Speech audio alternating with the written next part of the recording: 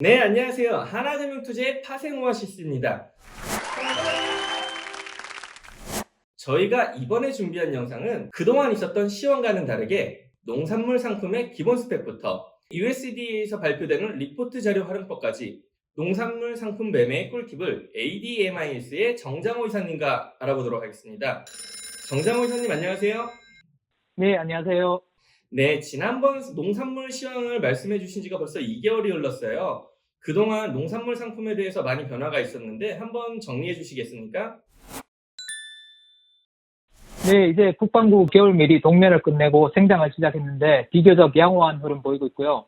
5월 중순까지는 옥수수 파종이, 6월 초까지는 대두 파종이 빠르게 진행될 예정이라 농산물 시장은 웨더마켓, 즉 날씨가 움직이는 시장으로 접어들었습니다. 먼저 가장 대표적인 상품 옥수수에부터 설명 부탁드릴게요.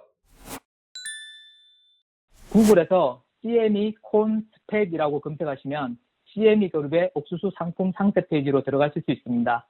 여기 맨 위에 보시면 계약 단위가 나오는데요. 한 계약이 5천 부셀입니다. 부셀은 우리나라 분들께는 많이 생소한 단위일 텐데요. 예전에 미국 서부 개척 영화 보시면은 사람들이 과일이나 곡식, 빨래 등을 넣어서 팔로 안고 다니는 나무로 된 둥근 통이 있습니다. 이 통의 크기가 1부셀이며 대략적으로 35리터가량 됩니다.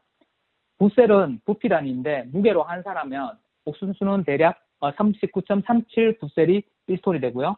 대두와 밀은 36.75부셀이 1톤이 됩니다. 그래서 농산물 선물 한 계약에 해당하는 5,000부셀은 옥수수로는 대략 125톤이고요. 대두와 밀은 한 계약이 약 136톤입니다. 그 아래 호가 단위가 나오는데 부셀당 센트라고 나와 있어요. 네, 맞습니다. 많은 분들이 옥수수 가격이 시스템마다 좀 다르기는 하지만 559.2와 같이 표시되다 보니까 이것이 톤당 559.2불이라고 생각하시는데요. 호가 단위가 부셀당 센트니까 가격이 부셀당 5불 59센트하고 4분의 1이라고 읽으셔야 됩니다. 아래 최소 가격 변동폭이 4분의 1센트라고 되어 있지 않습니까? 이 4분의 1센트를 소수점 이하로 해서 2460으로 표시하는데 이것을 각각 4분의 1센트, 4분의 1센트, 4분의 3센트, 0센트로 읽으시면 됩니다. 이는 대두와 밀도 동일합니다. 이 최소 호가 단위를 해외 선물에선 틱이라고 표현하는데 한 틱의 가치는 그럼 어떻게 계산하는지 설명 한번 부탁드릴게요. 네, 한 틱이 부셀당 0.25센트인데 한 계약의 단위가 5천 부셀이니까 0.0025달러 곱하기 5천 부셀 하면은 한 틱이 움직이면 손익은 12.5불, 즉 틱 가치가 12.5불이 됩니다. 그리고 이제 상장 월물이 있는데 이건 주식에서 없는 개념이잖아요. 이 상장 월물에 대한 설명 좀 부탁드릴게요. 선물을 얘기할 때 선도거래, 즉 밭대기가 발전된 형태라고 많이 얘기하는데요. 일반적으로 아시는 밭대기의 경우 계약 상대방의 계약 불이행 리스크와 가격 발견 기능 부족 문제가 있습니다. 계약 불이행 리스크는 나중에 다시 설명드리고 가격 발견 기능을 잠시 말씀드리면 선물 계약이라는 게 일정한 미래 시점에 해당 상품을 매수 또는 매도하는 계약이기 때문에 이 시점이 언제인가가 중요하고 그래서 이 시점을 표준화한 것이 상장 월물입니다. 상장 월물이 결정되는 데는 상품별로 여러 가지 고려 요인이 있는데요. 농산물의 경우는 수확철과 깊은 연관이 있습니다. 미국 옥수수와 대두는 마케팅 연도가 9월 1일에 시작하고 밀은 6월 1일에 시작하는데요. 미국 곡상 지역인 콘벨트의 수확은 대두는 9월 말부터 10월, 옥수수는 10월 중순부터 11월까지 가장 빠르게 진행됩니다. 그래서 대두의 경우는 신곡의 기준 월물이 11월 물이고 옥수수는 12월 물이 신곡의 기준 월물로 가장 많이 거래가 됩니다. 밀의 경우에는 대평원 남부에서 재배되는 겨울밀은 6월 초에서 7월까지 수확되므로 7월물 거래가 많습니다. 옥수수와 대두의 경우 미국과 함께 브라질, 아르헨티나가 세계 시장을 장악하고 있어서 이들 국가의 수확 시기도 상장 월물에 영향을 주는데요. 적도 부근의 브라질에서는 대부분 이모작을 해서 9월에 대두를 파종해서 1월 말부터 수확을 시작하고 수확된 자리에 바로 이어서 이모작 옥수수를 파종해서 6월부터 옥수수 수확이 시작되니까 이 지역 농산물 거래는 이 시기에 맞는 상장 월물이 많이 거래됩니다. 월물이 중요한 이유는 각 지역마다 수확 시기가 차이가 나고 날씨에 따라 작황도 차이가 있기 때문에 이를 이용한 스프레드 거래가 활발하기 때문인데요. 대두를 예로 들면 4월 1일 기준 5월 물이 14불대 초반인데 8월 물은 13불 65센트, 11월 물은 12불 63센트입니다. 이는 현재 수급이 타이트하지만 앞으로는 수급이 안정화될 것이라는 예상이 반영된 것인데 농산물은 비철이나 원유 등과 달리 장기 보관이 용이하지 않고 남반구와 북반구에서 매년 수확이 이루어지니까 이 사이클에 따라서 월물별로 가격이 조금씩 다르게 움직이기 때문에 이를 이용한 스프레드가 거래가 활발합니다. 만약 현재 옥수수 재고가 풍부한데 앞으로 북미의 날씨 이슈가 예상된다면 옥수수 트레이드들은 5월물을 매도하고 12월물을 매수하는 형태의 스프레드 거래를 통해서 수익을 얻으려고 할 겁니다. 북반구에 위치한 미국과 적도 및 남반구에 위치한 브라질과 아르헨티나가 번갈아 수확을 하니까 농산물 가격도 각 나라의 상황에 맞춰서 상장 월물 가격 등락폭이 좀 달라지는 거군요. 이어서 결제 수단인데 상품 선물은 대부분 현물 인수도를 기본으로 하고 있죠. 네, 맞습니다. 선물의 기능이 미래 일정 시점에 현물 가격을 발견하는 것이기 때문에 이 특정 일에 현물 인수도가 전제되어야 하고 현물 인수도 기능을 통해서 현물 시장과 선물 시장 간 가격 괴리를 막을 수 있습니다. 옥수수 대두 밀 선물의 경우 시카고와 경계 지역에 인수도 지역을 정해두고 이 지역에서 일정 등급의 농산물 인수도를 원칙으로 하고 있는데요. 만약 선물 가격이 현물 가격 대비 지나치게 높다면 상고업자는 선물을 매도하고 현물을 매수한 후 만기 시에 선물을 매수하고 현물을 인도하면 무위험 차익 거래를 할 수 있는 거죠. 이러한 장치들로 현 선물 시장 간 가격 괴리를 막고 있습니다. 때에 따라서 이것이 악용될 소지가 있는데요. 지난해 유가가 마이너스로 하락하지 않았습니까?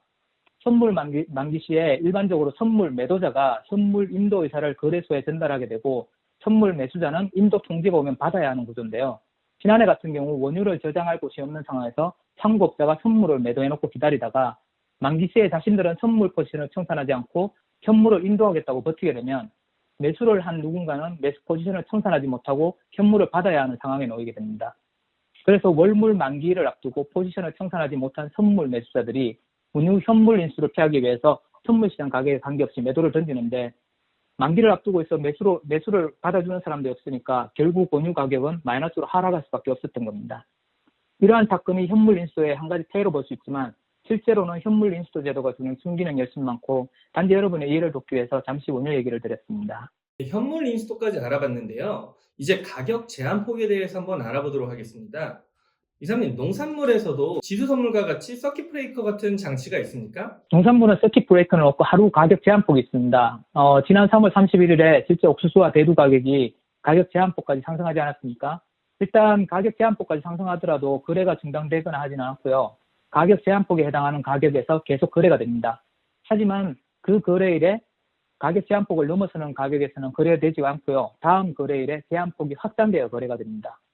현재 옥수수 가격 제한폭은 25센트, 대두는 70센트, 밀은 40센트이고 가격 제한폭까지 상승 또는 하락으로 장을 마감하면요. 다음 거래일에는 제한폭이 각각 40센트, 1불 5센트, 60센트로 확장됩니다. 마지막으로 농산물 거래에 필요한 증거금을 알아보도록 하겠습니다. CME 홈페이지에 마진을 클릭하시면 품목 및 월물별 현재 증거금을 보실 수 있는데요. 이사님, 증거금이 항상 일정하진 않죠? 네, 증거금은 일반적으로 시장 변동성이나 가격이 높아지면 증거금도 높아지고요. 움직임이 없어지면 증거금이 낮아지게 됩니다. 앞서서 선도계약의 계약 불이행 리스크를 줄이기 위해 선물계약이 발전했다고 말씀드렸는데요. 이 증거금을 선도계약의 계약금으로 보시면 됩니다. 다만 선도계약, 즉 밭대기는 계약 상대방에게 계약금을 지급하지만 선물계약은 증거금을 거래소에 납부하고 거래소에서 계약의 이행을 보증하는 거죠. 4월 1일 기준 옥수수 선물 한 계약 매수 또는 매도를 위해서 유지증거금이 1,500불로 책정되어 있는데요. 옥수수 한 계약이 5,000부셀이고 5월물 가격이 부셀당 5불 60센트니까 옥수수 한 계약에 해당하는 현물을 매입하려면 실제로 28,000불이 필요한데 옥수수 선물 한 계약 매수 또는 매도하는데 유지증거금이 1,500불이니까 증거금은 현물 가격의 약 5.3%에 지나지 않습니다. 레버리지로 거의 19%입니다. 이 때문에 선물 거래는 상당한 위험을 동반한 거래라고 얘기하는 겁니다. 선물 거래에 상당한 위험이 동반된다는 점은 19배 레버리지를 통해 꼭 기억하시기 바랍니다. 한편 1,500불로도 거래 불이행금이 제어되는 이유는 앞서 말씀드린 대로 옥수수 선물 하루 가격 제한폭이 부셀당 25센트이기 때문입니다. 한 계약이 5,000부셀이니까 전일 종가로 매수나 매입한 후 가격 제한폭까지 상승 또는 하락해도 최대 손실은 1,250불이 되니까 하루 최대 손실이 증거금을 넘어서기가 쉽지 않고 손실이 증거금에 가까워지면 증권사나 선물사들은 마진콜을 통해 추가 증거금을 납입을 통보하고요. 만약 추가 점검 납입이 이루어지지 않는다면 반대 매매를 할 수 있으므로 낮은 점검에도 계약 불이행 위험이 제어가 되는 겁니다. 오늘은 농산물 산물의 상품 상세에 대해서 ADMIS의 정장호 이사님과 알아봤습니다. 이사님, 오늘 농산물 상품 상세, 어쩌면 기본이지만 모르고 넘어가시는 부분이 많은데요. 마지막으로 투자자분들께서 이것만은 꼭 알고 계셨으면 좋겠다라고 생각하시는 부분이 있습니까? 상품에 대해 이해하시고 공부를 많이 하는 것이 무조건 수익을 가져다 주지는 않습니다. 하지만 필요 없는 실수 또는 손실을 줄여줄 수는 있을 겁니다. 그래서 해외 선물 거래하시기 전에는 꼭 상품 상세 등 기초적인 부분은 짚어보시고 기본 수급 정도는 이해해 주시자 말씀드리고 싶습니다. 오늘 좋은 말씀 감사하고요. 농산물 상품은 요즘 많이 가격 변동표까지 움직이면서 이슈가 되고 있는데 이 농산물 상품에 대해서 조금은 자세히 알아볼 수 있는 시간이 되셨으면 좋겠습니다. 다음 시간에는 기본적인 걸 떠나서 정말 매매에 필요한 꿀팁을 알려드리는 USDA 리포트를 통해서 꼭 필요한 정보를 가져다 드리도록 방송을 준비하겠습니다. 이상 감사합니다.